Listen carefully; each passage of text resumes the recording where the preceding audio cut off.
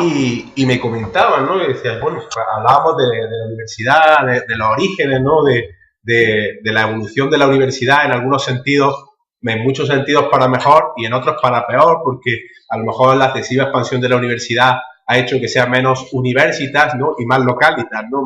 Una universidad más local en la que al final pues uno comparte con gente más afín quizás, ¿no? No es el caso de la Universidad de Granada porque es la universidad casi europea con más estudiantes internacionales, con muchísimas nacionalidades distintas, pero además con unos posgrados, bueno, pues aquí que tenemos los alumnos del Máster de Criminalidad e Intervención Social en Menores de muchos lugares de España, o sea, y en ocasiones del extranjero también, es decir, que tiene muchísima internalización, pero a veces es verdad que se localiza mucho y no era la función inicial de la universidad. Esta universidad que es del 1101 y que en realidad pues me comentaban también que como iniciar el estudio de doctorado antes de que fuera pública es antes del siglo X, ¿no? O sea, ya antes del año 930, ¿no? Y bueno, pues tenemos esa afinidad, allí pudimos entablar más amistad. Además, el profesor Salmerón en la Universidad de Murcia lleva mucho tiempo trabajando, sobre todo temas de protección de datos, realiza muchas actividades de este tipo al año, el Congreso de Derecho y Nuevas Tecnologías, sí, y el SICAM, y además pues están ahora en realizando un proyecto de investigación también sobre la utilización de la información en el sector público, ¿no? Esta tarde, por ejemplo, pues tenemos ahí en el ámbito educativo también temas de cómo se utilizan los datos en el ámbito educativo y de la enseñanza, ¿no? Y los problemas que surgen ahí.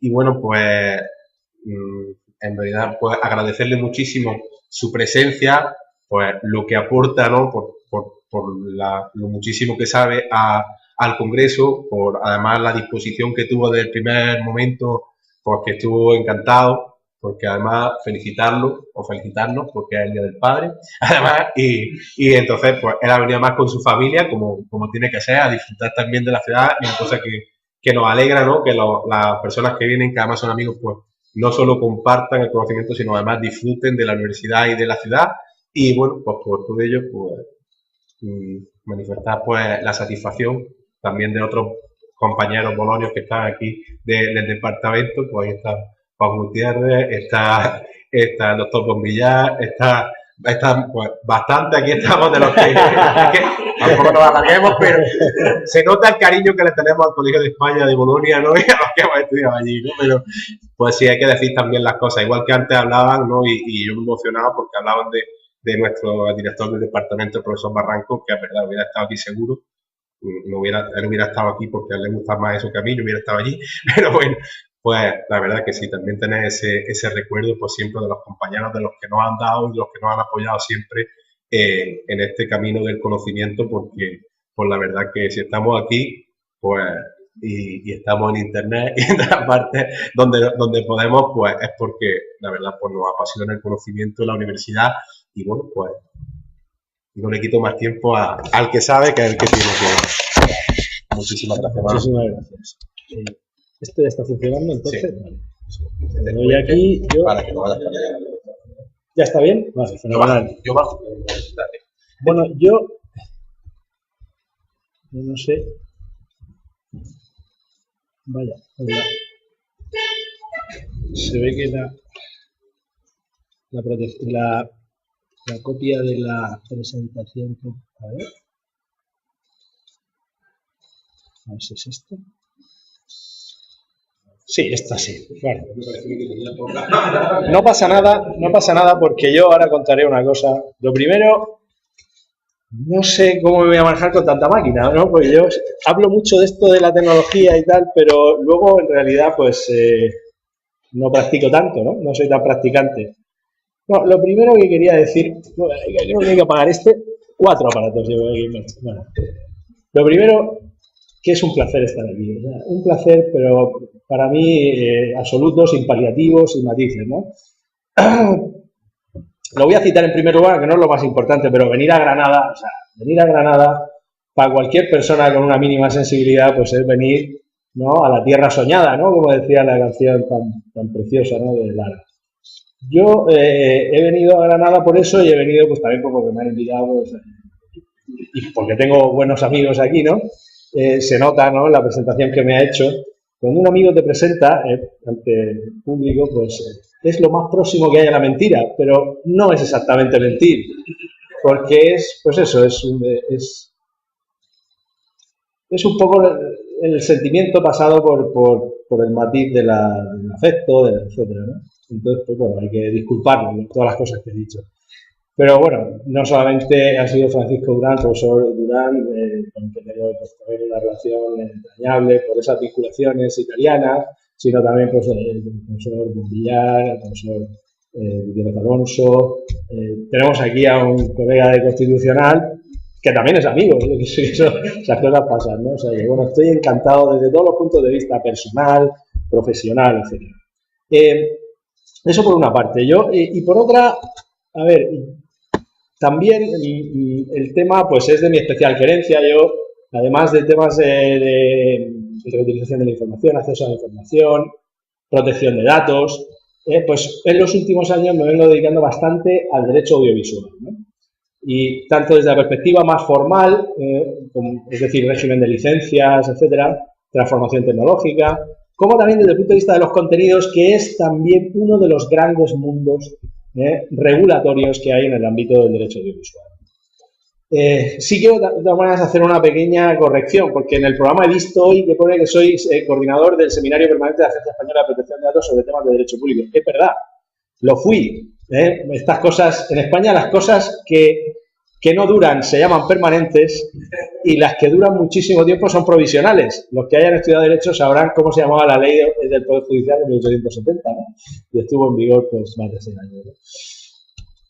De manera que lo fui en su día, un curso, 2 cursos, fue una experiencia extraordinaria, pero ya no lo sigo siendo, ¿eh? Lo digo, no vaya a ser que me denuncie la Agencia Española de Protección de Datos, ¿eh? Bien. Hablar de protección de menores hoy día, en mi opinión, y por supuesto también quiero, antes de empezar ya, hacer una pequeña acotación, es decir, cuando yo me tenga que callar, pues se me calla y se ha terminado, ¿no? Voy a intentar de todas maneras adecuarme al tiempo que se me dio para hablar de lo esencial del tema de la protección de los menores en el ámbito audiovisual, ¿no? Bien, para plantear esto desde mi punto de vista es conveniente hacer una serie de consideraciones, ¿no? Yo he articulado la exposición desde 3 puntos de vista, o 3 enfoques, ¿no? ¿Cómo se protege o cómo hay que proteger? ¿No? Porque aquí no solo vamos a hablar de derecho, vamos a hablar un poco de qué es lo que hay que proteger, cómo se debe proteger a un menor. No estamos hablando de peras y de manzanas, estamos hablando de personas en etapas de su desarrollo especialmente sensibles. Luego yo aquí me voy a permitir también un poco el lujo de hablar no solamente como jurista, sino también como padre e incluso como ciudadano, ¿no? Es decir, cómo la sociedad debe proteger a esta pequeña gente de todo este mundo audiovisual, ¿no? Hablar de cómo se protege o cómo se debe proteger al menor como consumidor de programas audiovisuales. Y dentro de esa exposición, pues entra pues, las razones para la protección, es decir, ¿por qué hay que protegerlo? Eso es lo primero que uno se tiene que plantear. El menor es que, ¿por qué hay que protegerlo? ¿Qué peligros tiene, ¿no?, el mundo audiovisual, etcétera? ¿Qué hay que proteger del menor? Es decir, ¿por qué hay que protegerlo? ¿Qué es lo que hay que preservarle? ¿Frente a qué se le preserva? Y solamente en un tercer lugar habrá que exponer qué técnicas o qué métodos existen o son más eficaces para proteger. Pero hay que empezar por el principio, ¿eh? Hay que empezar por el principio. Dentro de esa protección del menor como consumidor audiovisual habrá que abordar la protección del menor o la posición que tiene nuestro ordenamiento jurídico sobre la protección del menor ante la programación y distinguir esa protección de la que se brinda al menor frente a la comunicación comercial, publicidad, etcétera, que son cuestiones solo parcialmente coincidentes, ¿no? Y en último lugar veremos o analizaremos un poco el asunto relativo a la protección del menor como protagonista de la comunicación audiovisual. Ya no solamente como receptor o destinatario, que sería el primer bloque, sino como protagonista, ¿de acuerdo? Ah, no, estoy tocando el ordenador que no era, ¿ves? Ya empezamos. A ver, ¿por qué hay que proteger a los menores hoy del mundo audiovisual o de la oferta audiovisual? E insisto que esta primera fase no voy a hablar propiamente como un jurista, pero el jurista evidentemente tiene que partir de esta realidad. Y si no parte de esta realidad y analiza pues las implicaciones de todo orden que tiene pues el sector sobre el que va a incidir el ordenamiento jurídico, pues de nada le sirve, ¿no? Entonces, por eso hay que hacerse preguntas. ¿Por qué hay que proteger a los menores hoy específicamente? No hace 20 años, ni 15, ni 10, sino ¿por qué hay que insistir en la protección? Aquí hay varios autores, destacando una autora, Martínez Otero, que ha dado algunas ideas. La primera es el incremento de la oferta audiovisual. O sea, los que nacimos después del año 40, los que nacimos hace ya bastante tiempo, hemos vivido también, nos hemos educado en un entorno audiovisual, pero que era mucho más pobre que el de ahora. Hace escasamente 25 años, precisamente hace 25 años, en 1990, empezaron a andar las mal llamadas televisiones privadas, ¿no? Aquellas concesionarias del servicio público, Antena 3, Telecinco, Canal Plus. Hoy día, frente a esas 3 o 4 cadenas generalistas, existe una variedad, una multiplicidad de emisiones difícilmente controlable, la verdad. Yo cada vez veo menos televisión y creo que la causante de esa falta de entusiasmo hacia la televisión sea esa sobreabundancia, ¿no? Esa hiperinflación de televisiones. Internacionales, nacionales, autonómicas, locales, todo esto que pongo aquí. También os pido disculpas, abro un pequeño paréntesis, os pido disculpas por la presentación PowerPoint, porque yo no suelo hacer presentación PowerPoint, pero pensé, digo, pues puede estar bien, ¿no? Entonces, a lo mejor está muy recargada y lo siento porque, bueno, os pido lo mismo que le pedimos a los niños, ¿no? Que os fijéis en mi esfuerzo y tal, y no tanto en el resultado, ¿no? Bien.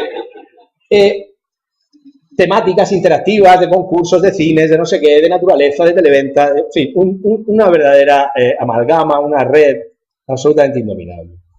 Porque además la televisión se combina también con otras fórmulas y plataformas de entretenimiento, ¿no? Videojuegos, móviles, redes sociales, internet.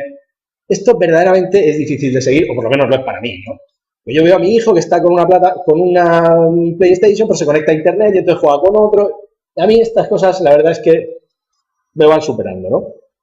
Pero ciertamente, ¿no? Existe una... A ver, aquí hay un aviso, consiga su licencia. No, estoy cierto. Vale.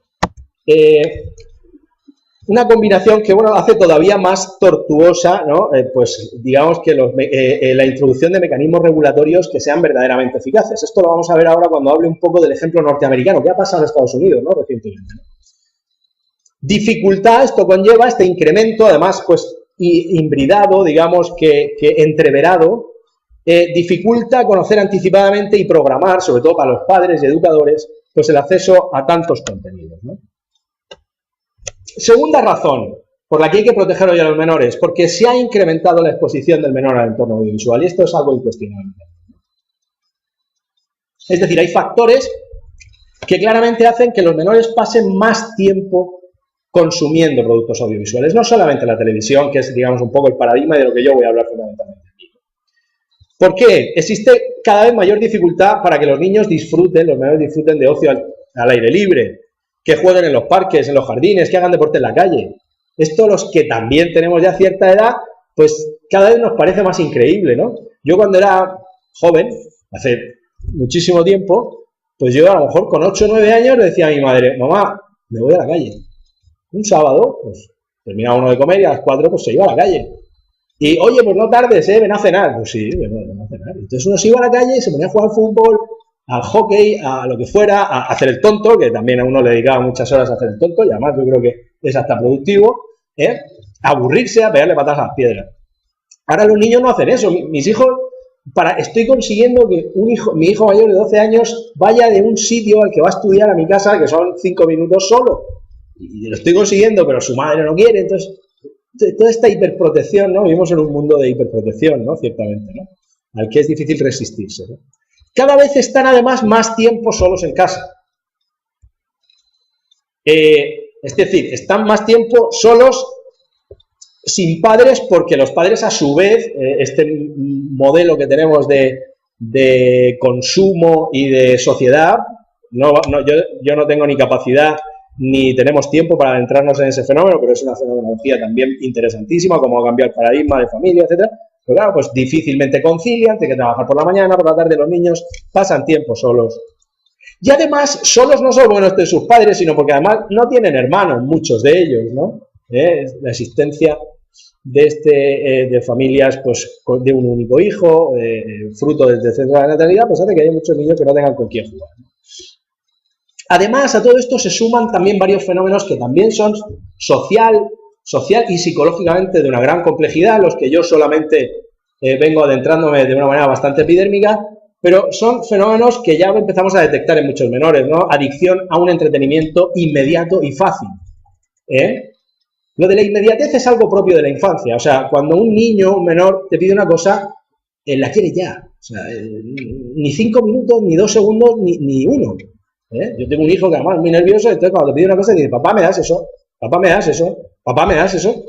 Para, que lo estoy buscando, lo estoy haciendo, ¿no? A los niños es natural. La impaciencia es fruto de la inmadurez de la infancia, ¿no? Y es, bueno, pues absolutamente natural. Es uno de esos aspectos de la personalidad que se tiene que educar como todos los demás.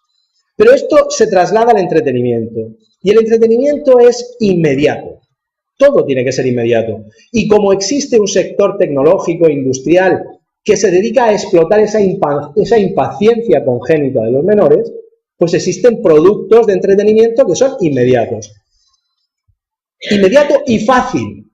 Y la televisión y los productos audiovisuales en general reúnen esas dos características, inmediatez y facilidad por la cuestión de la pasividad, etcétera, en la que no vamos a entrar ahora, ¿no? Luego, facilidad e inmediatez, pues claro, es un producto abonado para que el menor se enganche, lógicamente, ¿no? Y luego a esa cierta espectacularidad del ocio que se encuentra también en el consumo audiovisual. En realidad, pues eso, ¿no? Incapacidad para aburrirse o incapacidad para soportar el aburrimiento, etcétera, ¿no? Todo eso es un tema también interesantísimo, ¿no? Y que se puede observar pues, muy fácilmente, ¿no? En los menores. La única alegría que nos da todo este cuadro es que los menores, o sea, los descensos que existen a la exposición solo lo son en términos comparativos, es decir, no se ha producido un descenso en los últimos años de la exposición a servicios audiovisuales, sino que se ha producido un descenso de exposición a la televisión compensado por una mayor exposición a Internet, ¿no? Que en los últimos años viene ganando un poco la batalla. Una parte de lo que yo voy a decir aquí es aplicable a Internet también, y en general pues a todos los servicios de la sociedad de la información de carácter audiovisual o entretenimiento que se pueden encontrar bajo demanda en Internet. No del todo, pero hay algunos de los parámetros que yo voy a decir aquí sí que son fácilmente aplicables, ¿no? Al mundo de la web. Bien, ya sabemos por qué hay que esmerarnos en la protección, ¿no? De los menores. Y ahora, ¿qué protegerles? Este es un tema especialmente pegajoso, iba a decir, ¿no? Pero ciertamente hay que plantearse qué es lo que queremos proteger, ¿no? E insisto, y este es un asunto valorativo, en muy buena medida depende del enfoque social e incluso ideológico que cada persona tenga. Pero es importante planteárselo porque, con independencia del enfoque que cada uno quiera dar, es importante saber que si nosotros no asumimos el liderazgo en la protección de nuestros hijos, o en la protección de los menores, los que sean educadores, lo va a asumir el Estado. Entonces, uno tiene que saber, pues, un poco en qué escenario se mueve, ¿no? Y esto es un tema que lo vamos a ver ahora con un poquito más de detalle. El primer nivel de protección, que yo llamo primer nivel de protección, esto es una cosa mía, esto me lo he cocido yo y es así. El primer nivel de protección es analizar la televisión como fenómeno. Es decir, la actitud ante el audiovisual mismo. Es decir, a mí la tele me gusta, no me gusta. La tele es una herramienta peligrosa, no lo es. Si lo es, ¿qué peligros tiene? Es decir, valorar el audiovisual como fenómeno en su globalidad, con independencia del tipo de programación. ¿Qué efecto puede producir en un menor la televisión? ¿Hay estudios sobre esto? Entonces, en función de todas esas variables, decidir si expongo al menor o no a la televisión. Y si lo hago, ¿durante cuánto tiempo? ¿En qué medida? ¿Con qué actitud? Etcétera, ¿no? Aquí, evidentemente, los parámetros de valoración son múltiples. ¿Qué impacto puede tener la televisión, hablo de la televisión como paradigma, en los menores? Bueno, a ver, aquí también hay estudios, ¿no? Por ejemplo, Spiemann, que es un filósofo, tipo bastante espabilado, un filósofo alemán, ha realizado algunos estudios desde el punto de vista, o sea, tiene una obra importante desde el punto de vista de filosofía social, y tiene esa conclusión. No digo que sea la única, pero fijaros qué valoración hace Spiemann, ¿no? Dice, la televisión destruye sistemáticamente la diferencia entre lo normal y lo anormal, porque en sus parámetros lo normal carece en sí de interés suficiente y siempre habrá entonces que enfrentarlo a una alternativa. Su criterio no es la difusión de valores y los principios, sino el provocar el mayor impacto. Hombre, bueno, Spiemann, a ver, ¿toda la televisión es así? Pues seguramente no, pero ¿la televisión como fenómeno, como herramienta, aboca en su mayoría a eso? Probablemente sí. Le deberíamos dar una vuelta, ¿no? Eso desde el punto de vista, lógicamente, del crecimiento y de la educación moral, ¿no? En los planos sanitario, intelectual, cognitivo, social, existen también muchos estudios, porque la televisión es una cosa ya bastante antigua, sobre los efectos que la televisión tiene en los menores. Yo no quiero hacerme tampoco aquí propagandista antitelevisivo, no me corresponde a mí. Yo creo que la televisión es como cualquier otra herramienta, algo que puede utilizarse bien o mal, pero sí creo que la televisión encierra en sí muchísimos peligros, muchos, para el desarrollo armónico y adecuado de los menores, ¿no? Existen evidencias incuestionables, esto con que uno bucee, le dedique un poco de tiempo a bucear sobre esto, no va a hacer más que encontrar evidencias sobre el efecto pernicioso que tiene la televisión, sobre los menores. Por ejemplo, la Academia Estadounidense de Pediatría señala lo siguiente, hace ya además bastantes años, los programas o DVDs dirigidos a los menores de 2 años, incluso aquellos que se anuncian como educativos, no tienen ninguna utilidad para estimular las capacidades cognitivas y sociales del infante, afirma la organización. Y además, agrega, hasta podría tener un impacto negativo en su desarrollo. El Baby Einstein y todas estas cosas que todos hemos usado, ¿no? Decir, bueno, esto es una maravilla. Si tú coges a un niño de 6 meses, lo pones con Baby Einstein y está 4 horas, así. El que viene, el que va. Bien, pues todo esto que es tan educativo no es tan educativo. Es más, os voy a decir más, el Consejo Audiovisual francés, que tampoco es un país así que digamos ultra conservador, el Consejo francés del Audiovisual ha recomendado desde hace ya muchos años que no se exponga a la televisión ni a ningún producto audiovisual a los menores de 3 años. O sea, que no vean la tele, que no la vean en absoluto. En absoluto, cero tele, con menos de 3 años. Existen muchos estudios, yo os cito ahí algunos de los más destacados, pero existen bastantes, muchos estudios que han constatado una merma significativa de la capacidad de atención. Quienes somos profesores universitarios lo sabemos. Los que llevamos, por lo menos los que llevamos como profesores de universidad, pues entre 10 y 15 años. Porque se ve, porque se nota.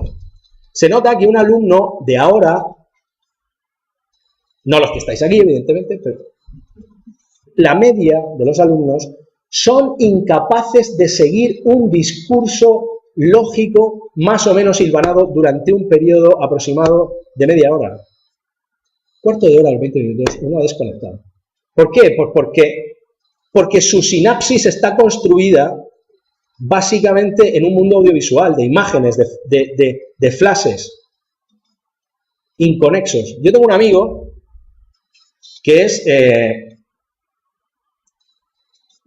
profesor de antropología filosófica, ¿no? Una cosa un poco rara, pero importantísima y una cosa interesantísima. Este hombre lo que hizo, al constatar que efectivamente eso era así, fue a partir de una determinada edad, de 4 o 5 hijos, los reunía a todos y les empezó a leer a todos Harry Potter. Y les leyó todos los libros de Harry Potter. O sea, se dedicaba media hora, 45 minutos antes de irse a la cama a leerles a todos Harry Potter. Para educarles precisamente esa capacidad de atención que los medios audiovisuales cercenan radicalmente. Y efectivamente se dio cuenta de, no, yo explicaba que Voldemort, o quien sea, yo no me acuerdo, ¿no? ¿no? Entonces, pues de repente pues cogió y se volvió malo. Entonces, un día me salta uno y me dice, pero papá, pero hace 2 días era bueno. Bien, ya hemos abierto brecha. Este chaval ya está hilando una cosa con otra. Y eso lo mata el audiovisual, de verdad. O sea, eso se lo carga radicalmente. La capacidad de seguir un discurso, la capacidad de leer con atención un libro. La capacidad de leer con atención un libro. Los índices de comprensión lectora en el colegio son verdaderamente espectaculares, han caído en picado. Porque el chaval empieza a leer, pero llega un momento que solo ve letras. Eso de tener que volverse a leer una página, eso pasa mucho ahora. Pasa cada vez más. Ahorita me pasa, ¿eh? Sí, la página está en Bavia. Bueno, pues a vuelta a leer. ¿Vale? Y eso en muy buena medida se debe a eso, a esa deformación propia de la audiovisual. Relación directa entre el tiempo de exposición a la televisión de los menores de 3 años y trastornos por déficit de atención e hiperactividad a los 7. O sea, esto no es que la tele no es buena. No, esto es eso. Esto es que hay un estudio que demuestra una incidencia constatable de trastornos por déficit de atención y hiperactividad a los 7 años en niños que muy tempranamente han sido expuestos de una manera masiva y prolongada a la televisión.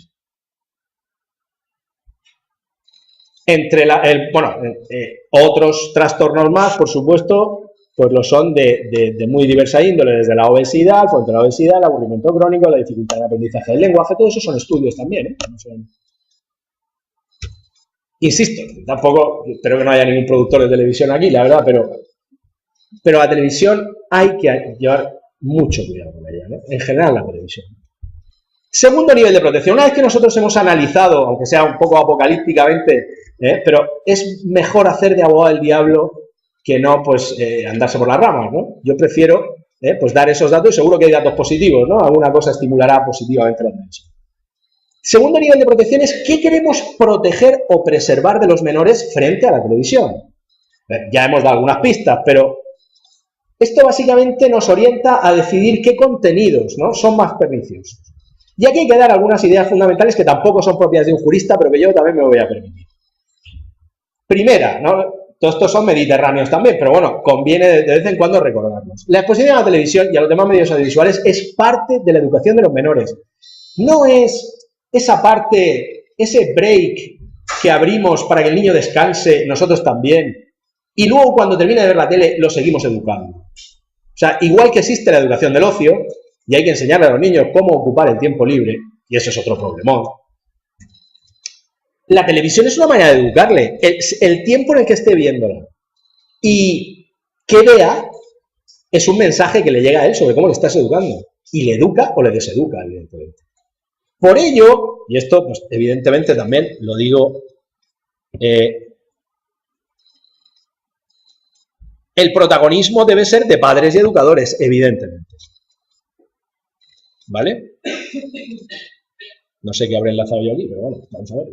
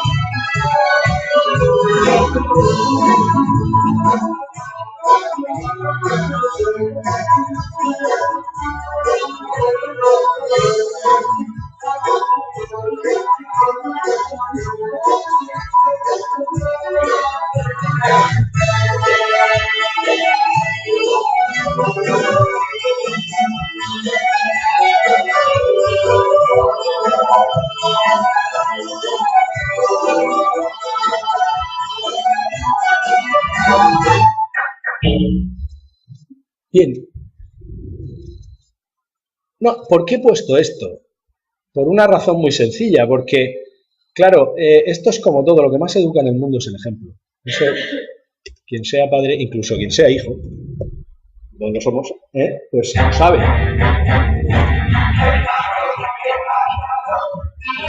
No venga el pánico.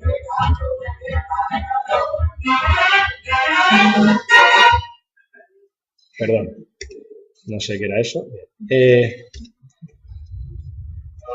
Estamos por aquí. Bien, entonces, quien sea hijo lo sabe. O sea, tu padre te puede decir, esto no se hace y tal. Y si tú lo ves hacer a tu padre, eso lo digas. Y eso es así. O eres coherente con lo que enseñas o si no. Entonces, claro, tú no puedes decir, no, pues tú vas a ver 10 minutos de Pocoyo. Pero yo me voy a tirar toda la tarde viendo películas. Entonces, algo falla, ¿no? La coherencia, los padres tardamos más en verla, pero los hijos la ven transparente, ¿no? Bien, entonces, el protagonismo de padres y educadores con todos los mecanismos educativos que tienen a su alcance, el primero, el ejemplo, evidentemente, ¿no? En segundo plano, pero muy en segundo plano, también importante, poderes públicos e industria. Ahora veremos qué peso tienen, ¿no? Pero ojo a los poderes públicos, ¿no? En general, ¿no? Como a todo lo demás, a ver, la televisión se educa con el ejemplo, ¿no? Lo que yo os decía, ¿no? Protagonismo de los padres y demás cosas. Y luego existe también, además de los poderes públicos y la industria, pues un cierto auxilio de la tecnología digital, como veremos luego cuando comentemos el ejemplo del V-chip en Estados Unidos, ¿no? Que es un tema interesante, ¿no? Bien. Existen dos límites a las políticas públicas eficaces en materia de protección de menores en el entorno audiovisual, ¿no? La primera, pues, es también bastante evidente y bastante obvia, ¿no? Existe una dificultad para interferir o contrarrestar eficazmente las dinámicas y el clima moral de todo orden generado por los medios audiovisuales y los restantes agentes sociales. Esa frase tan larga, ¿qué significa? Esa frase significa lo que pongo debajo. Que tú puedes estar muy atento a que tu hijo vea solamente programas que tengan la indicación o la clasificación por edades adecuada a su edad, que sea un programa cultural incluso, que sea un programa de música clásica, lo que sea. Pero el tono y la carga formativa o deformativa que ese programa tenga escapa a nuestro control porque está sujeto a condicionantes que no están dentro de nuestro ámbito de decisión. Porque en ello influyen las inercias de la sociedad, influyen las estrategias comerciales, no solamente de las empresas del sector audiovisual, sino también de empresas que tienen intereses financieros en ellas. Es decir, que nosotros no sabemos muy bien. Sabemos que ese programa está calificado o clasificado, mejor dicho, para su visualización por menores de 7 años. Pero verdaderamente el contenido del programa es lo que nosotros pensamos que debería ser un programa para menores de 7 años. Esa es un poco la cuestión. Luego hay aquí elementos que hay que tener en cuenta porque son digamos, como la desviación que existe en la velocidad para los radares, ¿no? Es decir, no, vale, yo tengo que calcular a qué velocidad tengo que ir, pero también el margen para que no me sancione el radar. Bien, pues aquí es un poco igual. O sea, yo pongo un programa para menores de 7 años, pero tengo que estar vigilante porque a lo mejor el estándar que tiene ese operador de televisión, ese prestador de servicio, a lo mejor no es el mismo que yo tengo y hay un desfase. Luego, atención al asunto, ¿no? Por eso digo que el papel de los padres es insustituible, padres y educadores, ¿no? Siempre digo. Las políticas públicas, además, siempre van a hacer un mayor énfasis en algunos aspectos del desarrollo del menor que pueden chocar con nuestras prioridades. De hecho, y esto, quien haya estudiado el tema de la regulación de la protección de menores en el entorno audiovisual lo puede constatar muy fácilmente, lo vamos a ver a continuación. Yo he constatado una progresiva mayor insistencia de la normativa en aspectos de tutela fisiológica, sanitaria, de seguridad física y de seguridad patrimonial y de integridad patrimonial de los menores, descuidando, por ejemplo, otras parcelas, por ejemplo, típicamente o propiamente morales. Ahora lo veremos. De todas las determinaciones, de las pocas que contiene la Ley General la Ley General de Comunicación Audiovisual sobre la protección de menores, el 90% son para que no les engañen, para que no tengan problemas físicos, es decir, problemas de seguridad con los juguetes, etc. Y referencias a su desarrollo moral no creáis que hay muchas. A veces es hasta mejor. Porque claro, yo prácticamente casi prefiero hincarle el diente a eso yo que no que lo haga el legislador, ¿no? Los legisladores, pero bueno. Lo digo porque esas preferencias, pues muchas veces no son las nuestras, evidentemente. Ciertamente, yo no quiero que mi hijo se enganche al juego, ni le vendan una cosa con la que le puedan timar. Evidentemente, yo no soy favorable a eso, partidario de eso, pero yo creo que la protección debe hacer énfasis a lo mejor en otros ámbitos, ¿no? En otros aspectos. Tipos de herramientas que se pueden rastrear en distintos tipos de ordenamientos jurídicos para protección de los menores dependiendo del tipo de servicio audiovisual. Los vamos a ver, aunque sea por encima la mayor parte de ellos. La primera técnica, que es usada en todos los países del mundo prácticamente, es el establecimiento de franjas horarias de protección. Este es un mecanismo de protección del menor típicamente televisivo y que no se aplica, lógicamente, en el ámbito de Internet por razones obvias. Codificación de señales, lógicamente. Señalización de programas. Ya lo veremos. Todos estos los tiene el ordenamiento español. Oferta segregada de ciertos programas en guías o catálogos independientes. Esto es una técnica de protección típica frente a prestadores de servicios de catálogos de programas. Operadores de cable, operadores de satélite, normalmente plataformas, ¿no? O dispositivos tecnológicos de control parental, como es el ejemplo norteamericano del IVCHIP. Ya aquí empieza a fallar un poco la presentación, ¿no? ¿La veis bien o no? ¿Sí? Es que veo que está como un poco lejos, ¿no? La pantalla, pero bueno. Yo voy un poco comentándola, ¿no? Primera determinación que hace el legislador español es prohibir algunas cosas, ¿no? Esto es una cosa que se hace, pues, con bastante frecuencia, ¿no? Ya lo sabemos.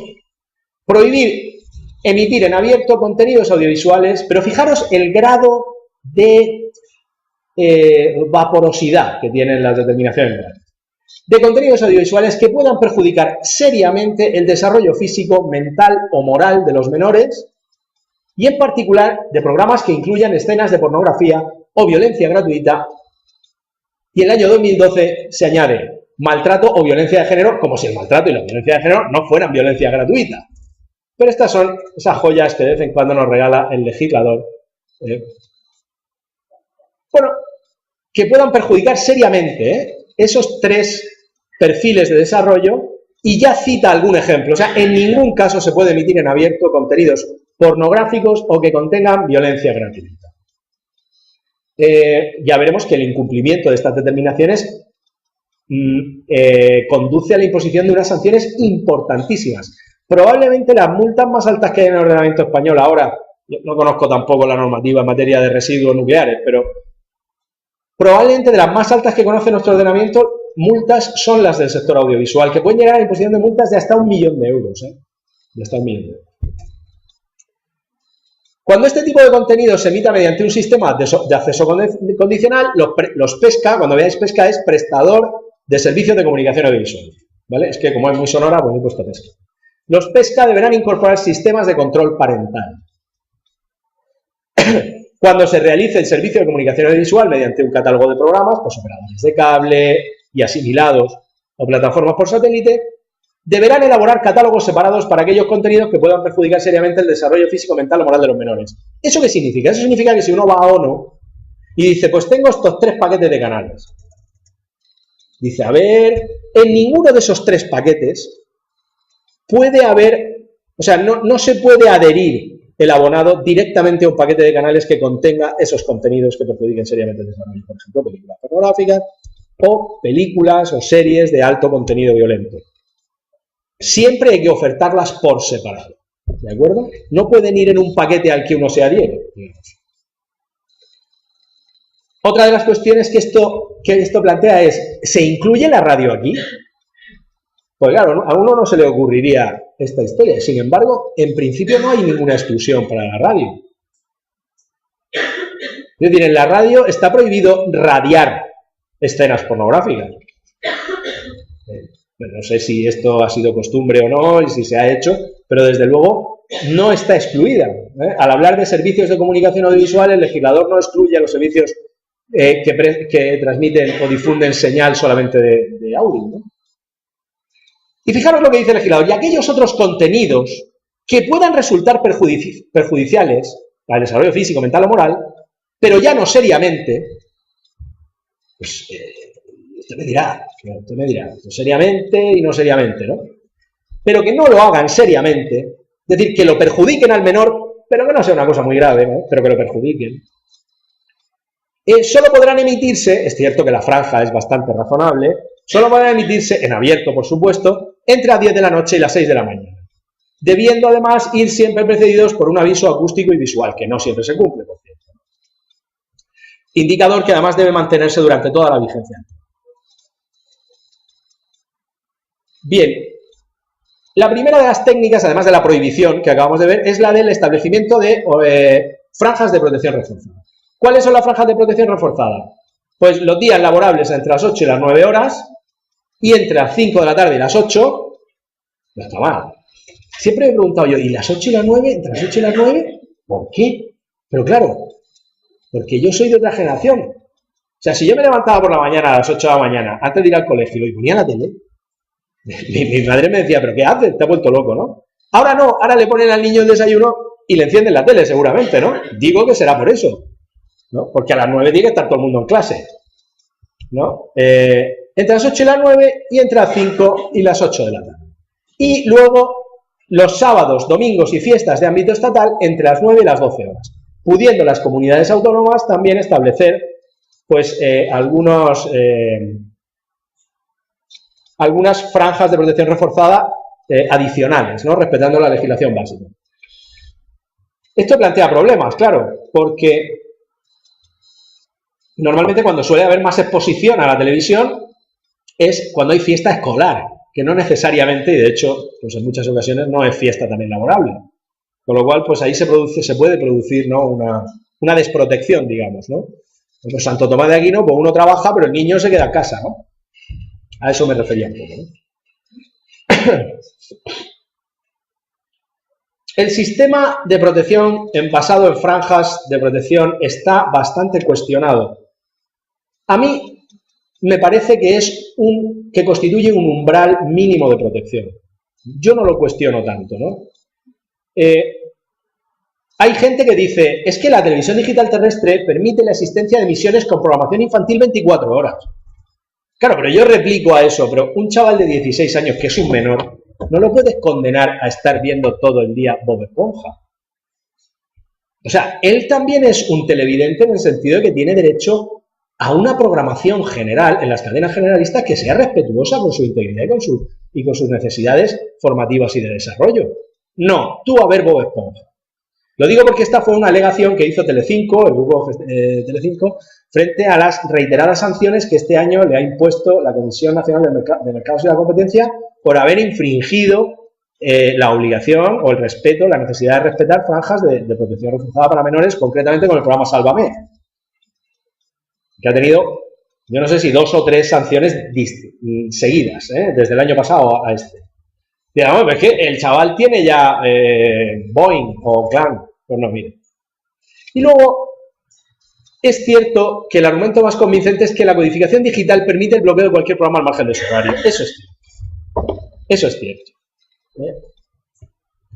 Pero eso es cierto cuando se implementen esos sistemas, que es básicamente a lo que se destina el V-chip norteamericano, que es un decodificador o una plataforma digital, un dispositivo digital en virtud del cual, a partir de una previa codificación digital de los programas por parte de los operadores, que previamente entre ellos han suscrito un acuerdo de autorregulación, en base a esa codificación, el aparato detecta la codificación que cada programa tiene y el padre o los padres pueden bloquear cada programa en función de esa codificación. Pues yo quiero que los que sean menores de 13 años en esta casa no se vean. O no se vean entre esta hora y esta hora, o, en fin, las posibilidades son muy variadas, ¿no? Eso sí, ciertamente. Sí, ese es uno de los sistemas de protección más penetrantes, es ese, el de una tecnología que permita bloquear a demanda, digamos, o sea, personalizar el bloqueo de los programas de televisión. Bien, existen otros problemas, ¿no? Los desajustes entre festividades, en fin, tampoco le vamos a dedicar mucho más, ¿no?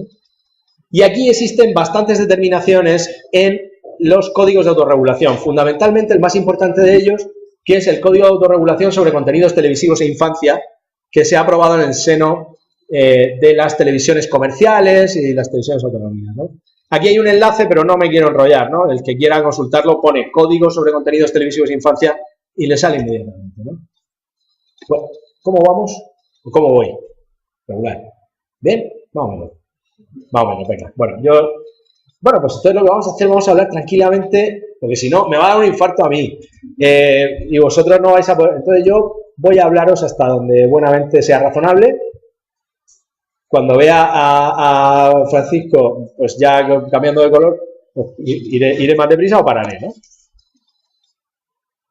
Era para hablaros un poco del tema norteamericano, ¿no? En Estados Unidos no existe exactamente la misma regulación que aquí. En 1990 se aprueba en Estados Unidos una ley, la que veis ahí, la de 1990, la Children's TV Act o Television Act, que, como es propio del sistema norteamericano, establece unos estándares como muy generales y luego remite a agencias gubernamentales, en nuestro caso la Federal Communications Commission, que es la encargada de esta cuestión, la regulación detallada. O sea, lo que aquí hace el legislador, en Estados Unidos lo hace una agencia gubernamental. Por supuesto, no es una agencia cualquiera, ni su composición, ni su sistema de funcionamiento es el mismo que las llamadas agencias aquí, ¿no? En 1996, la FCC establece una regulación y establece, en primer lugar, fijaros la diferencia de enfoque, ¿no?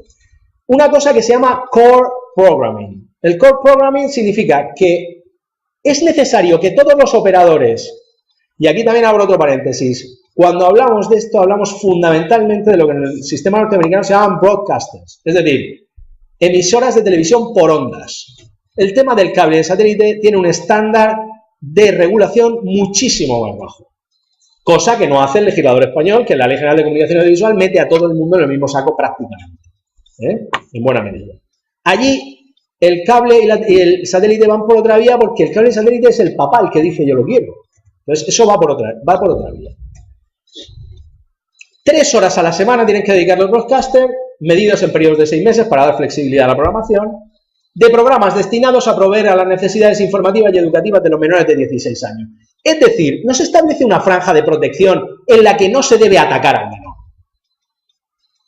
sino que lo que hay que hacer es, entre las 7 y las 10 de la noche, es decir, entre las 7 de la mañana y las 10 de la noche, usted, medido en periodos de 6 años, me tiene que dar 3 horas a la semana de programación para formar a los menores, para formarlos. No que no me dé nada para deformarlos, sino que me dé cosas para formarlos. Ah, vale, ya, sí, claro, pero ¿y cómo se mide eso? Ahora vamos a eso. Tienen que tener además una duración de media hora como mínimo. Y tienen que tener una codificación igual que ocurre aquí. Pero además el operador tiene que presentar ante la FCC un informe trimestral sobre su programación educativa y además lo tiene que poner a disposición del público en una página web para que lo pueda consultar. En relación a qué aspectos de la formación de los menores tiende esa programación. Qué background tiene científico, por ejemplo, qué informes de psicólogos, qué supervisión tiene por pedagogos o lo que sea. Tiene que informar a la audiencia y a la autoridad administrativa de si verdaderamente está dando 3 horas de formación. Yo sé que esto evidentemente no tenemos escuadra y cartabón para cortarlo y saber cuándo sí y cuándo no, pero evidentemente por lo menos se tiene uno que trabajar el asunto. En el año 2007 se aprueba una ley muy importante y que tendrá mucha repercusión en los próximos años, que es la Child Safe Viewing Act, en la que ya el legislador encomienda a la FCC que estudie sistemas o mecanismos multiplataforma para implementar una política de protección al menor, no solamente desde el punto de vista tecnológico, pero sí fundamentalmente tecnológico, es decir, que se pueda adoptar una política lo más homogénea posible en función de todos los tipos de operadores. De momento, lleva ya bastantes años, como veis, en estudio la FCC, y de momento han concluido que no existe una tecnología capaz de incorporar sistemas de control homogéneos para todos los tipos de servicios audiovisuales, es decir, cable, satélite, broadcasting e Internet, ¿no? Que es básicamente lo fundamental, ¿no? Pero ese es el objetivo más importante, ¿no? Y el más ambicioso. Clasificación por edades de los programas de televisión. Esto es un poco, digamos, una formalidad, pero es un tema que jurídicamente tiene bastantes espinitas, tiene temas bastante interesantes, ¿no? Entre ellos, aquí como hay administrativistas, pues, por ejemplo, la discrecionalidad que existe a la hora de calificarlas. Porque eso tiene mucha importancia. Si tú le das una clasificación a un programa audiovisual y luego la autoridad audiovisual considera que no es el ajustado, ¿en base a qué lo considera? Y sobre todo, te puede sancionar, porque si decimos que el operador tiene discrecionalidad para poner la clasificación, yo creo que eso es una cosa bastante cuestionable, pero bueno, bien, pero algún margen tendrá. Algún margen tendrá. Y si no lo tiene él, lo tendrá la autoridad administrativa. Lo digo porque se puede sancionar en base a una potestad discrecional, es que es un tema bastante peliagudo, ¿no?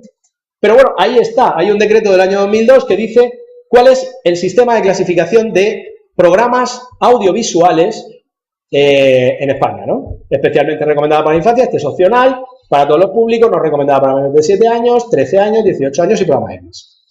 ¿De acuerdo? Programa X, evidentemente, en la televisión abierta no cabe, lo acabamos de ver. Y luego existe un Real Decreto de Desarrollo de la Ley del Cine del año 2008 que lo que hace es clasificar las películas y productos audiovisuales para sus exposiciones a las cinematográficas, etcétera, para su exposición o exhibición, no para su difusión. Ahí está un poco el kit de la cuestión, que establece, bueno, básicamente el sistema de clasificación es muy parecido. Creo que tiene, bueno, es muy parecido, ¿de acuerdo? Sí, no son 13 sino 12 y luego abre 16 y 18, pero es básicamente.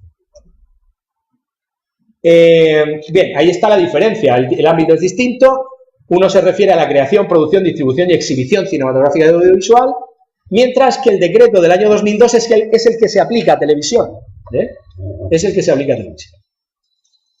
Son distintos los entes competentes. En el caso de la clasificación por edades de el decreto del año 2008, en materia de cine y tal, quien hace la clasificación es el Instituto de las Ciencias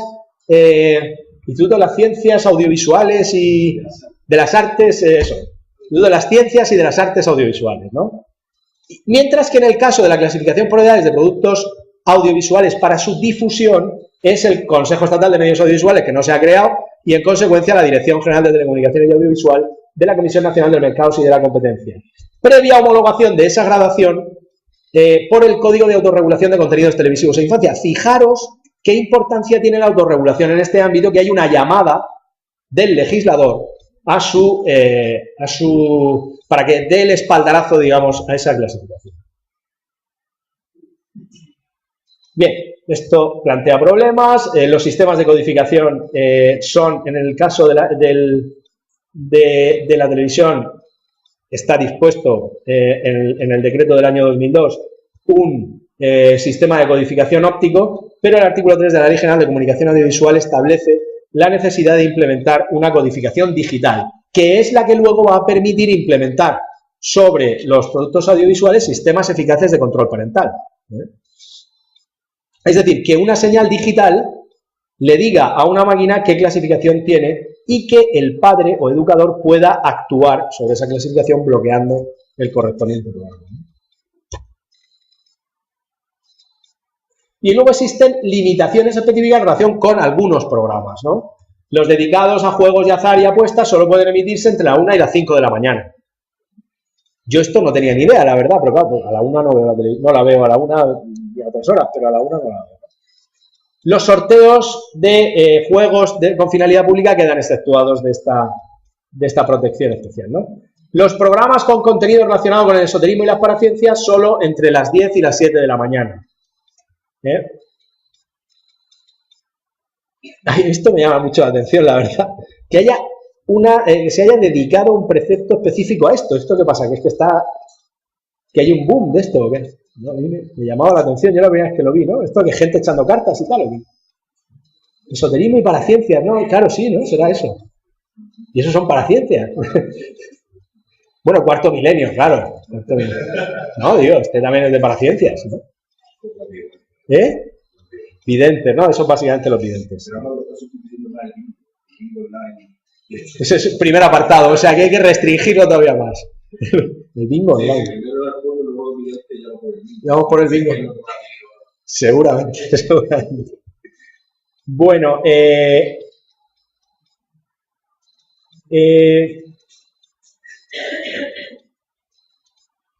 yo no sé cómo vamos, lo digo porque entrar en la publicidad a lo mejor queremos entrar en el debate. ¿Cómo vamos? ¿Se puede? Ah, hombre, esto es mucho tiempo. Bien, bien. Los menores ante la comunicación comercial. Bueno, tampoco lo he dicho, pero si alguien tiene una duda o una pregunta, pues me interrumpe y me la pregunta sin ningún problema.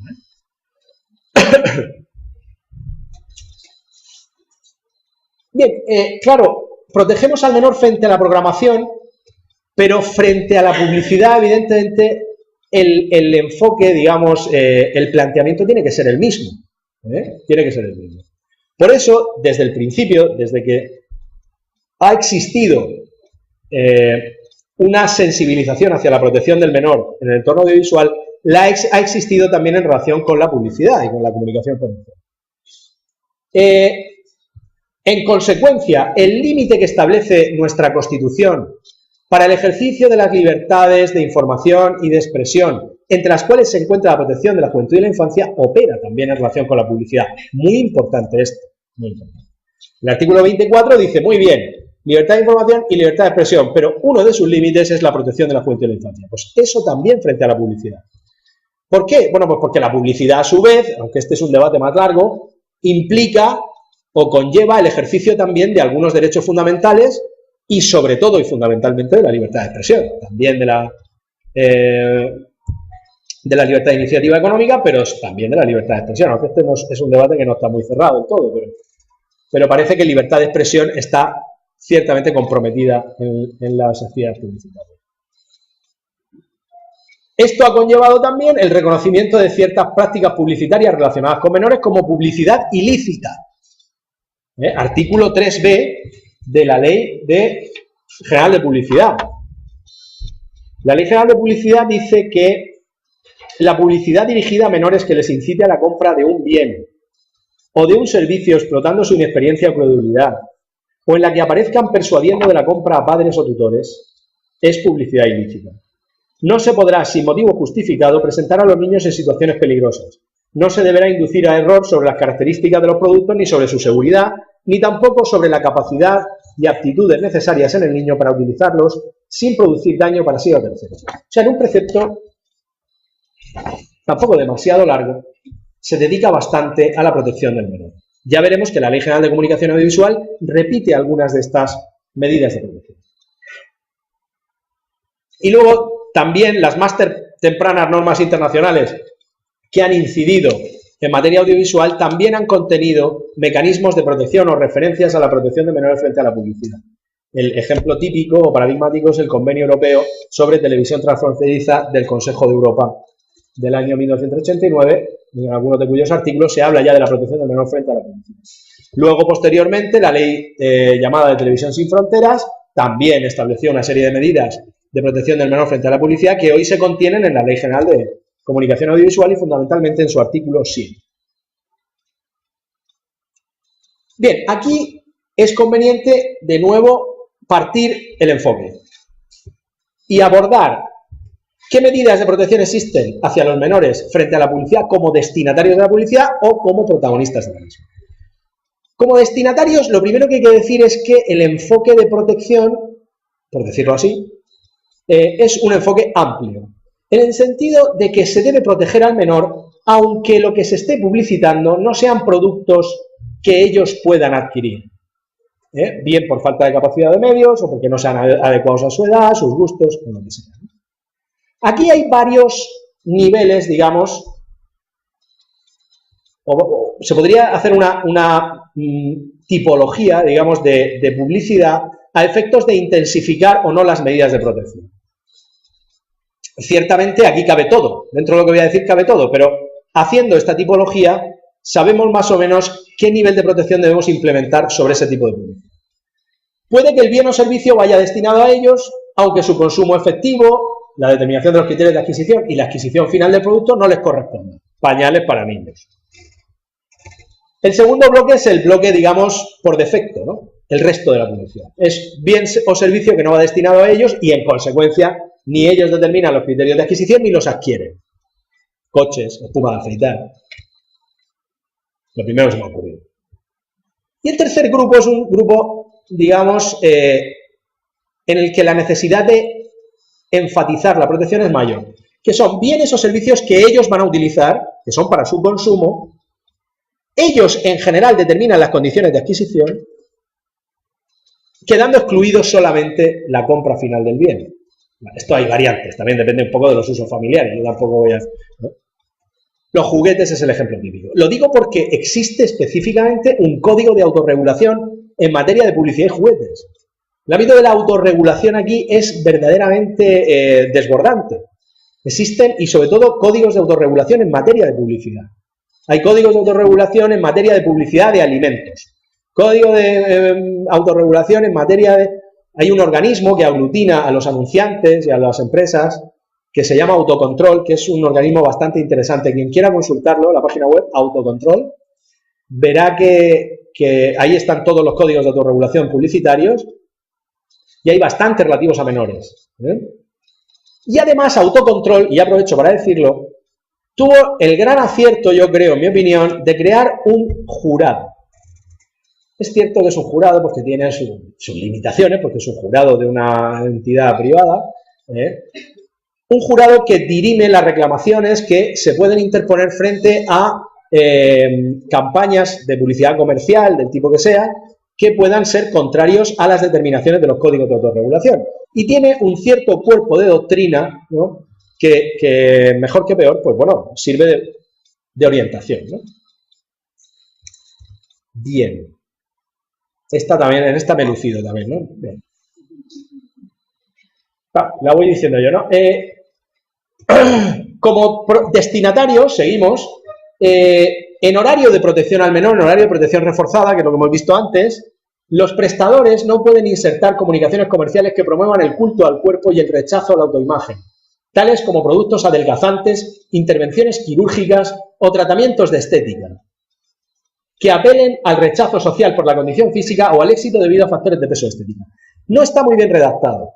No se sabe muy bien si deben concurrir las dos circunstancias, es decir, que promueva el culto al cuerpo, el rechazo a la autoimagen, y además que apelen al rechazo social por la condición física o al éxito debido a factores de peso estética. O sea, porque yo puedo anunciar una clínica de adelgazamiento sin tocar todo ese tipo de cuestiones. Pero bueno, ahí está la amalgama de cosas. Todo esto hay que ir cogiéndolo con pinzas y en cada caso ir interpretándolo, ¿no? Lo que sí parece claro es que la enunciación que hace ahí, pues es, o la relación que hace ahí de productos adelgazantes es enunciativa y no taxativa. O sea que pueden ser más cosas, ¿no? En segundo lugar, las comunicaciones comerciales no deberán producir perjuicio moral o físico a los menores. Bien. En consecuencia, tendrán las siguientes limitaciones, dice. No deben incitar directamente a los menores a la compra o arrendamiento de productos o servicios aprovechando su inexperiencia o credulidad. Esto también está en la Ley General de Publicidad, lo acabamos de ver. No deben animar directamente a los menores a que persuadan a sus padres o terceros para que compren bienes o servicios publicitarios. También está en la Ley General de Publicidad. No deben explotar la especial relación de confianza que los menores depositen en sus padres, profesores u otras personas. No deben mostrar sin motivos justificados a menores en situaciones peligrosas. Esto también lo habíamos visto. No deben incitar conductas que favorezcan la desigualdad entre hombres y mujeres. Esto está añadido en el año 2012, pero además es un poco discordante con lo que establece la Ley General de Publicidad, porque la Ley General de Publicidad lo que habla es de publicidad que pueda favorecer la violencia de género. Favorecer la violencia de género y incitar a conductas que favorezcan la desigualdad entre hombres y mujeres no es lo mismo. O sea, si yo anuncio un juguete y son unas cocinitas y solo salen cocinando niñas, ¿cómo? Y todo de rosa. Bueno, una cocina rosa ya es que es una cosa rosa. Ya. Claro, todo rosa y tal. Yo contextualizo eso y salen solo niñas. Pues concedo que podamos estar favoreciendo la desigualdad entre hombres y mujeres. ¿Esto es mío? No, vale. Yo puedo aceptar que estemos favoreciendo la desigualdad entre hombres y mujeres, pero no puedo admitir que estemos favoreciendo la violencia de género. Yo eso creo que ya es una cuestión que va más allá. Sí, exactamente. Bueno, es que la Ley General de Publicidad habla un poco de eso, ¿no? Crear estereotipos. Ahora hablaremos un poco de eso. De todas maneras, sí me gustaría decir una cosa. El artículo 3 de la Ley General de Publicidad se refiere expresamente como límite constitucional a los artículos 18, 20 y al 14. Y el artículo 14 de la Constitución, y eso hay que decirlo en voz alta siempre, se refiere a la igualdad ante la ley, que es la única que está constitucionalmente garantizada. Todo lo demás han sido, y no entro a valorarlos, aquí cada uno puede tener su opinión, pero han sido intentos de introducción de valores extraconstitucionales en el ordenamiento jurídico por parte del legislador en su momento. Pero lo que se patrocina aquí, porque es inexcusable e inesquivable, es la igualdad ante la ley. Eso es una cosa que no se discute. Si uno ya juega a las cocinas o coge fusiles, eso es una cosa distinta. ¿Qué iba a decir tú?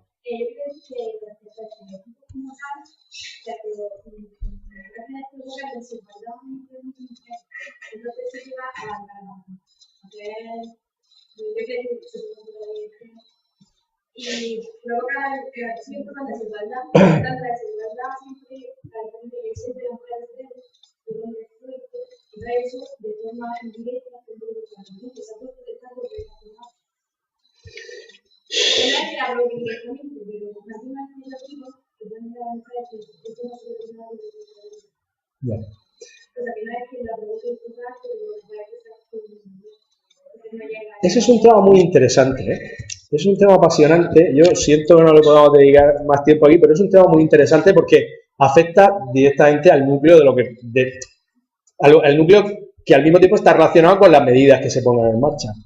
Yo lo que pasa es que creo que la violencia de género tiene un origen multifactorial y creo que el que se está manejando socialmente no es ni siquiera el más importante. El que se presente a la mujer en una situación de debilidad o... por simplificarlo mucho, en el anuncio de un juguete esté cocinando y el niño esté con una espada, yo creo, no sé si contribuye desde luego, pero no estoy muy seguro de que sea el factor fundamental y yo diría que no lo es. Yo creo que habrá que hablar también, digo, es mi opinión personal, tampoco estoy aquí yo para dar opiniones personales, pero a lo mejor la cosificación de las relaciones sexuales es un buen punto de partida para saber si a lo mejor ahí hay campo, ¿no? para dar a la violencia de género. Si tú lo que promueves entre la juventud es que la sexualidad es un bien de consumo, pues ciertamente estás abocando a eso. Digo, que yo no soy un especialista en esto, Dios me libre, pero uno cuando es padre también se va haciendo preguntas y entonces dice, bueno, pues verdaderamente estas situaciones no sé en qué medida lo favorecerán, pero desde luego tienes que haber plantado una semilla antes para que eso florezca. O sea, eso solo no da lugar a eso, en mi opinión. Y entre esas semillas, una de esas es la que yo acabo de decir. Pero de esa no habla nadie. O muy poca gente, ¿no? Sí, o más o menos. Hombre, sí, estoy de acuerdo contigo, pero también hay que tener en cuenta que no es solamente una cosa, hay un factor que desencadena eso, sino que hay muchos factores. Sí. Habría que todo intentar... Pasa que a los padres nos gusta, cuando uno no, hasta que no los padres, pero a los padres nos gusta que si hay muchos factores, se nos diga por lo menos el principal, ¿sabes? Por lo menos una pauta para saber cuál es el principal.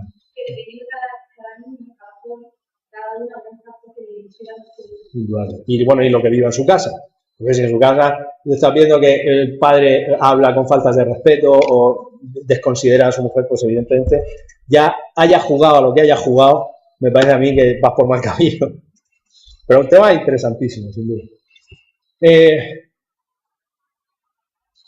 Las comunicaciones comerciales sobre productos especialmente dirigidos a menores, como los juguetes, no deberán inducir a error sobre las características de los mismos, ni sobre su seguridad, ni tampoco sobre la capacidad de actitudes necesarias en el menor para utilizarla sin producir daño para sí o para el tercero. Esto está, el Código de Autorregulación sobre juguetes habla bastante de esto, ¿no? Pero bueno, es típico el traje de Superman, el anuncio del traje de Superman que sale el niño volando, ¿no? Pues eso, evidentemente, no está permitido. A modo de conclusión, aparte de remitir a la autorregulación, insisto, echar un vistazo a los códigos de autorregulación publicitaria que son bastante interesantes, pero como conclusión veréis que el aspecto moral de todas estas medidas, pues, vamos, digo, es mi opinión personal también, está bastante reducido, o sea, tiene un ámbito bastante escueto, ¿no? Y la mayor parte de las medidas, no digo tampoco que esa estrategia legislativa sea equivocada, al fin y al cabo, pues la evaluación moral pues le corresponde más a los padres, pero sí que está orientada básicamente eso, a protección patrimonial, a integridad física, integridad sanitaria, si queremos, etcétera, ¿no? Bueno, es curioso, ¿no?, advertir eso, ¿no?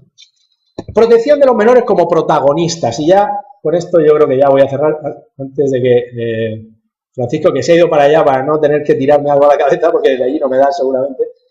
Pues sí, voy a comentar algo, porque esto también tiene perfiles muy interesantes, ¿no? Un poco temas delicados, ¿no? Como el que estábamos comentando ahora, de relaciones de género, etcétera, ¿no? Todavía mucho más sensibles, ¿no? Cada vez es más frecuente que los niños sean protagonistas de anuncios en televisión, ¿no? Para hablar un poco. Las modalidades de comunicación comercial son muchas, el emplazamiento del producto, la ley habla de muchas cosas, pero básicamente para entendernos publicidad. No existe impedimento legal en que los menores pues, sean protagonistas de comunicación comercial, ¿eh? Lo que pasa es que su presencia no siempre está justificada. Y eso es algo que también, en relación con la respuesta jurídica en orden a su protección, pues es muy relevante saberlo, ¿no? En muchos anuncios, pues es natural la presencia de los niños, y aparte está plenamente justificada. Entonces se trata de productos que el menor va a consumir, ya sea directa o indirectamente, lo que hemos hablado antes, pañales, alimentación, ropa infantil, juguetes, ¿no? A veces es conveniente, por ejemplo, cuando se trata de productos para cuya valoración comercial es relevante la convivencia con menores. Por ejemplo, una monovolumen. Pues tiene relevancia, es oportuno o conveniente que salgan menores en un anuncio de monovolúmenes. Sí, claro, porque entonces su padre está ahí sentado con sus hijos y entonces dice, mira, caben 6, justo lo mismo que somos nosotros, míralo. Y además están quietecicos, con las manos así puestas encima. Eso es raro. Entonces, ¿es oportuno? ¿Es conveniente? Pues probablemente sí, ¿no? En otros casos, la presencia de los menores en la publicidad es accesoria, gratuita o innecesaria. Y eso hay que decirlo también. Y eso hay que decirlo. Y se recurre a ellos para añadir carga emocional o estética a los mensajes. Aquí tengo un anuncio de unas sopas, que no es un anuncio español, para que no hubiera ningún problema, pero vamos, la marca se comercializa también en España, ¿no?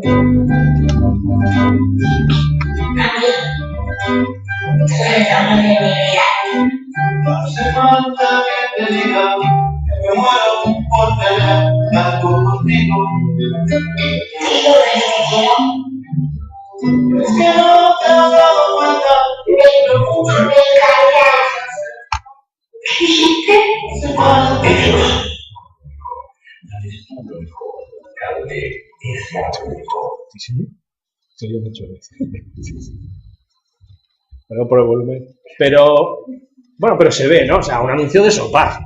Un anuncio de sopas y se nos caen las lágrimas con estas criaturas que las quieren y que no sé qué, ¿no? Entonces, es un tema bastante problemático, ¿no?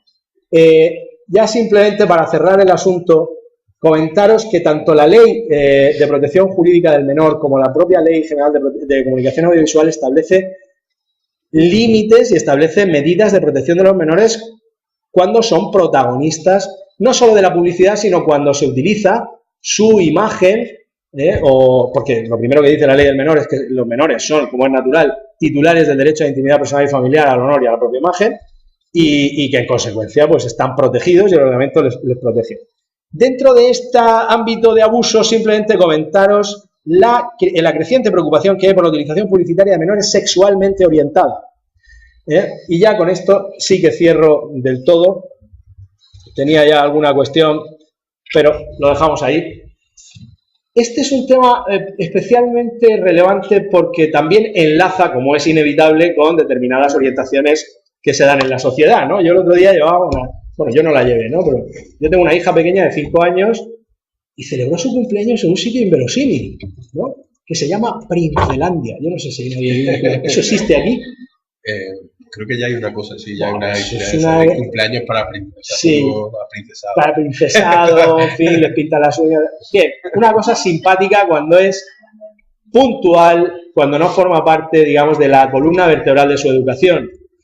Pero sí se observa una tendencia que, por otra parte, yo creo que forma parte de la educación moderna, consistente, todo esto está envuelto en un fenómeno consistente en que los menores cada vez crecen antes, pero cada vez maduran más tarde.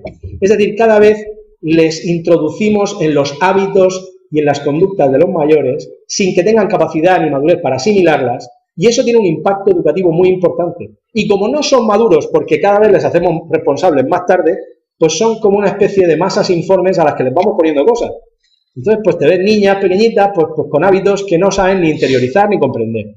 Y eso se está utilizando mucho para la publicidad sexualmente orientada, por ejemplo, de ropa de niñas, contra productos de consumo de mayores para niños, ¿no? Aquí ha habido algún acuerdo del jurado de autocontrol por una publicidad sexualmente orientada de niñas, de ropa de niñas.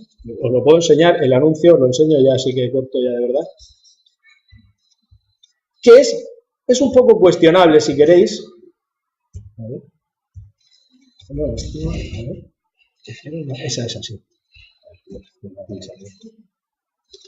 Vale, esto no se ve muy bien, pero el defensor del menor de la Comunidad de Madrid puso una reclamación directamente ante el jurado de autocontrol por esa publicidad de esas dos niñas. Dos niñas muy pequeñitas, con rasgos además, pues bueno, orientales, es decir, inapropiada, en actitudes inapropiadas o que pueden inducir a confusión, o que es impertinente, muestra al menor en una situación contraria a sus intereses y que es manifiestamente desproporcionada o impertinente en relación a la misión comercial que tiene el mensaje publicitario. El jurado de autocontrol desestimó la reclamación, eso sí, por la duda. Pero también yo digo lo mismo, aquí hay un constitucionalista, yo no sé si lo que yo voy a decir es así. Los derechos fundamentales, pues por su protección, tienen que ser interpretados restrictivamente. Y los límites constitucionales al ejercicio de determinados derechos fundamentales que se basan a su vez en valores y en derechos constitucionales, ante situaciones de duda también habrá que interpretarlos restrictivamente, digo yo. O sea, si hay duda, a lo mejor lo que hay que hacer es, pienso, vamos. Lo dejo ahí, vamos a quitar a estas pobres criaturas, y vamos a dejar la última. Perdonar por la avalancha, y nada, pues simplemente eso, reiterar las gracias y muchísimas gracias a vosotros. Y nada, si queréis alguna pregunta, pues aquí estáis.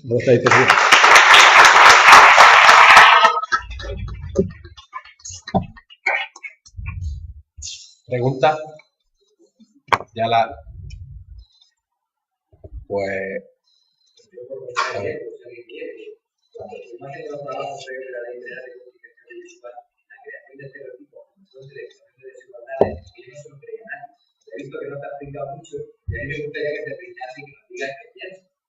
Pero yo, pero particularmente. Sí. No es ningún problema en absoluto. Yo creo que las cosas, lo bueno que tiene la universidad, en general, todos nos debemos acostumbrar a decir lo que pensamos siempre que sea fundadamente. Y esa es la maravilla del entendimiento humano y de la libertad de expresión. Yo no creo en eso, sinceramente. Yo no creo en eso. Antes lo decía con algún matiz, pero no creo en eso. O sea, yo no digo que sean buenos los estereotipos no son buenos, ¿no? Probablemente. Y en una sociedad abierta como esta, pues seguramente menos. Pero yo creo que lo que sí se ha producido en los últimos años es un fenómeno que es indeseable, en muy buena medida. No sé si estoy contestando. Indeseable en la medida en que los valores sociales que no derivan estrictamente del ordenamiento jurídico tienen que nacer de abajo arriba. O sea, intentar imponer una determinada visión de ciertos valores, muy matizada además ideológicamente, porque no están compartidos socialmente de una manera unánime, desde la ley o desde el poder político a la sociedad, ya no digo que sea inconveniente, lo que digo es que salvo que pongas un régimen jurídico muy estricto, es normalmente bastante ineficaz. Es bastante ineficaz. solamente medidas que son muy concretas, cuotas, etcétera, etcétera, que son pues, fácilmente coercibles. El resto es muy ineficaz. Esto pasa un poco, ya no afecta tanto, ya voy a dar un capotazo, porque no afecta tanto a temas morales, de orden moral, pero pasa con muchos derechos que el legislador ha inducido en la sociedad. O sea, vamos a ver. Cuando se aprueba en 1992 la Ley Orgánica de Protección de Datos, la famosa LORTAD, que permitía imponer multas de 100 millones de pesetas en 1992. ¿Vosotros creéis que a alguien le preocupaba la protección de datos en España? Y mi pregunta es, después de un bagaje de 2 leyes orgánicas, de varias agencias públicas para proteger el derecho, de campañas informativas, ¿creéis que esto ha variado sensiblemente en España en los últimos años? Entonces, ese es el problema, es decir, yo voy a generar la conciencia social sobre la importancia de un derecho previendo un sistema sancionador de hasta 100 millones de pesos. Ya verás tú si la gente se va a sensibilizar con la protección de datos. Nos metemos en un formulario en internet y seguimos poniendo la edad, el número de DNI, el número de la tarjeta de crédito y no nos importa. Entonces, imponer desde el poder político sensibilidades en la sociedad es un tema... son problemas de ingeniería social, evidentemente. Son problemas de ingeniería social. Que pueden tener fundamento, que pueden tener incluso razón, que pueden estar bien fundamentadas, pero que no son normalmente eficaces. Y luego, si uno encima hierra el tiro, pero todavía. Esto se ha dicho, evidentemente, en relación con la eficacia que tiene el combatir los estereotipos en orden a la finalidad de prevenir la violencia de género. La denuncia de la violencia de género quede fuera de toda duda, o sea, no merece ningún comentario. Eso yo creo que es absolutamente irrelevante en este momento. La cuestión de la eficacia es otra cosa. A lo mejor habría que ir explorando un poco cómo educamos a los jóvenes en realidad, ¿no? Insisto. Tampoco quiero tirar de un hilo que no es el propio de aquí, pero a lo mejor deberíamos ver qué está pasando en la sociedad. O sea, ¿por qué esto no termina? ¿Por qué va a más?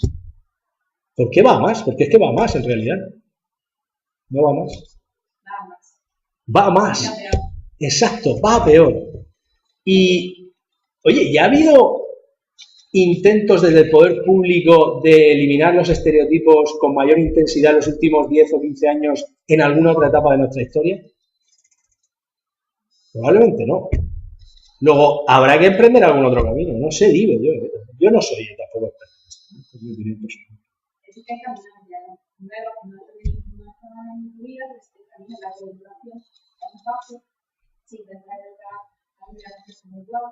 Luego existen también las de la violencia para la adolescencia, porque la adolescencia que conocen más lo que es la violencia, a nivel de información, a nivel de aplicación no la tienen en la cama. Entonces se piensa que el novio le tiene unos ratos y le digan todo a hombre, se piensa que sí que la quiere. No lo consideran como... Sí la quiere mujer.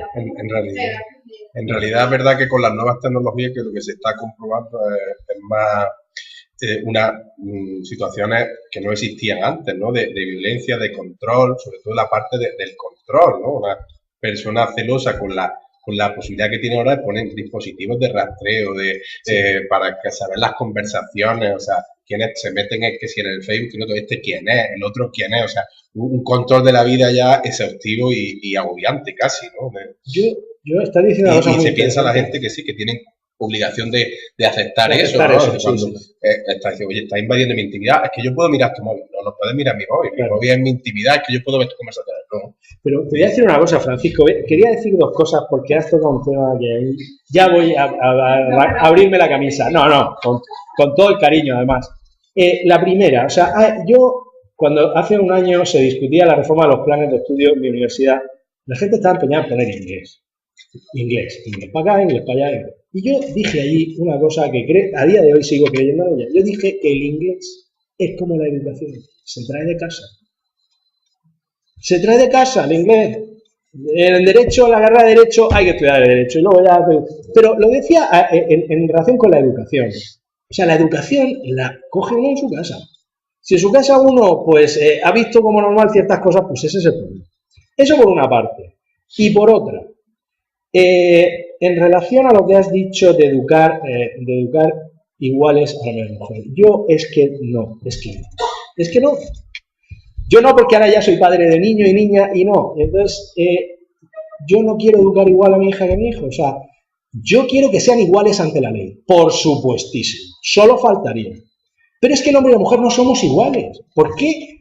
Claro, entonces hay que hablar de todo y hay que hablar que detrás de estas medidas legislativas hay una ideología y hay un mecanismo de promoción ideológica que se llama ideología de género, que lo que pretende es aplanar las diferencias entre el hombre y la mujer. Y eso es una cosa incuestionable. Y el hombre y la mujer no somos iguales. ¿O es que somos iguales? Bendito sea que no somos iguales. No, pero yo no puedo decir que no somos iguales, pero tú no puedes decir que, o sea, tú la actividad lo que impone es que la mujer pueda jugar a sus hijos y los hombres tienen que tener herramientas. Entonces tú no puedes decir, por ejemplo, a un niño que le gusta cocinar, que no puede cocinar con tu hijo porque es de niño. Estoy de acuerdo contigo. Estoy de acuerdo contigo. Yo no estoy de acuerdo con que se tiene igual. Somos personas, cualquier persona tiene que educar de forma diferente. Gracias a Dios existís vosotras. Si todos fuéramos... Pero me queda feliz que no se puede estereotipar de decir, pues que eres una niña, tienes que vestir de rosa, tienes que llevar una cortinita y tienes que comportarte de tal manera, por ser mujer. ¿Cómo te llamas? Perdón. Fabiola. Fabiola. Yo estoy de acuerdo contigo, pero ¿sabes lo que pasa? Que eso tienen que ser sus padres los que los eduquen. Educar eso desde el poder público es una cosa súper comprometida. Desde los profesores como educadores deberían también mantener las actividades dentro del aula, porque aprenden ahora mismo, los niños aprenden más dentro del aula que en su casa. Eso es cierto, eso es verdad. Eso es verdad. Lamentablemente. Bueno, yo me he ido aquí. Sí, porque nos vamos ahí y además tenemos que comer a las 4:30, así tenemos que estar puntualmente, porque es que tenemos la conexión internacional vía Skype y todo, y bueno, pues eso, hay 6 horas de diferencia, allí serán las 10:30 de la mañana, pero estarán también esperando, o sea que pedimos puntualidad y muchísimas gracias a Manuel. Muchísimas gracias a vosotros. Muchas gracias. Fenomenal, ¿eh? Me lo he pasado con sí. Ahí. Bueno. ¿Me funcionas el power? Claro, sí, quedaron allí. O sea, cópialo. Cópialo ahí, Sí, en sí. este que es nuestro. Lo copio en Por el tuyo, sí, mejor aquí.